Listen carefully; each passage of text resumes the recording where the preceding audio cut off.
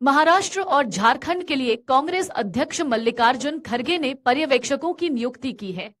खड़गे ने पार्टी नेताओं अशोक गहलोत, भूपेश बघेल और डॉक्टर जी परमेश्वर को महाराष्ट्र में चुनावी नतीजों पर नजर बनाए रखने के लिए पर्यवेक्षक बनाया है। वहीं तारिक अनवर, मल्लू भट्टी विक्रमार्क और कृष्णा अल्लावरू को झारखंड में बतौर पर्यवेक्षक बनाकर यह जिम्मेदारी दी है। आपको बता दें कि महाराष्ट्र में एक चरण में 20 नवंबर को विधानसभा चुनाव 2024 के लिए मतदान कराया गया था। राज्य के 36 जिलों की सभी 288 सीटों पर कुल 66.05% मतदान दर्ज किया गया। वहीं 2019 में महाराष्ट्र में कुल 61.44% वोटिंग दर्ज की गई थी। इस बार महाराष्ट्र में मुख्य मुकाबला महायुति और महाविकास अघाड़ी के बीच माना जा रहा है। वहीं बात करें झारखंड की तो यहां 2 चरणों में मतदान हुआ था।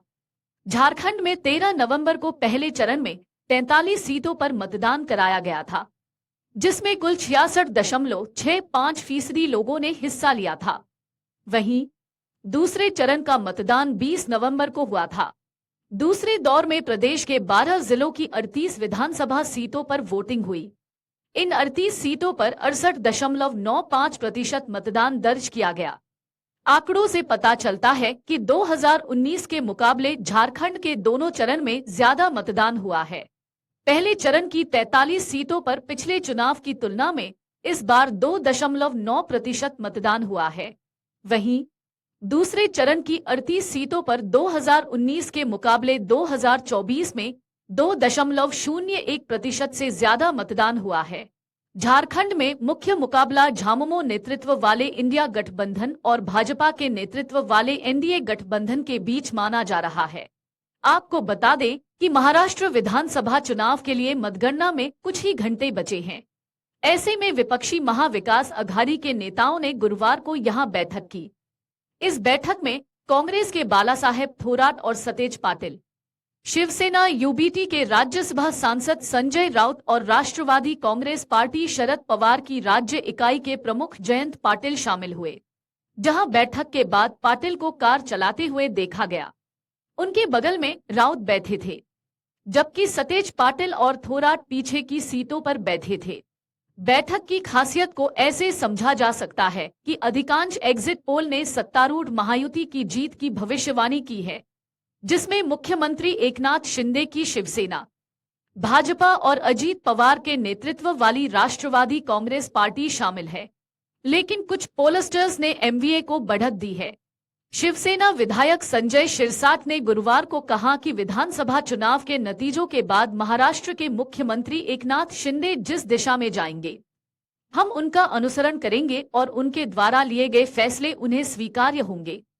उन्होंने जोर देकर कहा कि पार्टी शिवसेना प्रमुख शिंदे का मजबूती से समर्थन करेगी, क्योंकि पार्टी उनके नेतृत्व पर भरोसा करती है। यह टिप्पणी राज्य विधानसभा चुनाव के नतीजों से 2 दिन पहले आई है, जब उनसे पूछा गया कि अगर शिंदे दूसरी बार मुख्यमंत्री बनने के लिए प्रतिद्वंद्वी एनसीपी शरद पवार के अध्यक्ष शरद पवार के साथ जाते हैं तो क्या होगा। इस पर शिरसाट ने कहा कि एकनाथ शिंदे जो भी फैसला करेंगे, हम उसका पालन करने के लिए प्रतिबद्ध हैं। हम उनके साथ मजबूती से खड़े रहेंगे। हमें उन पर भरोसा है और यह हमेशा रहेगा। आपको बता दें कि महाराष्ट्र में 288 सीटों वाली विधानसभा के लिए एक ही चरण में मतदान हुआ।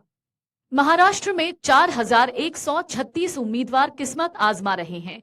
महायुति गठबंधन में शामिल भाजपा 149 सीट पर, शिवसेना 81 सीट पर और अजित पवार के नेतृत्व वाली एनसीपी 59 सीट पर चुनाव लड़ रही है।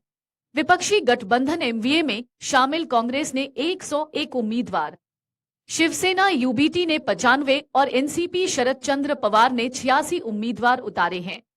बहुजन समाज पार्टी और आईएमआईएम समेत छोटी पार्टियां भी चुनाव लड़ रही हैं। अगर आप ये वीडियो YouTube पर देख रहे हैं तो हमारे चैनल को सब्सक्राइब कर बेल आइकन दबाएं और Facebook पर देख रहे हैं तो हमारे पेज को लाइक करें। 8 मिलियन प्लस सब्सक्राइबर, आपके इस भरोसे के लिए बहुत धन्यवाद।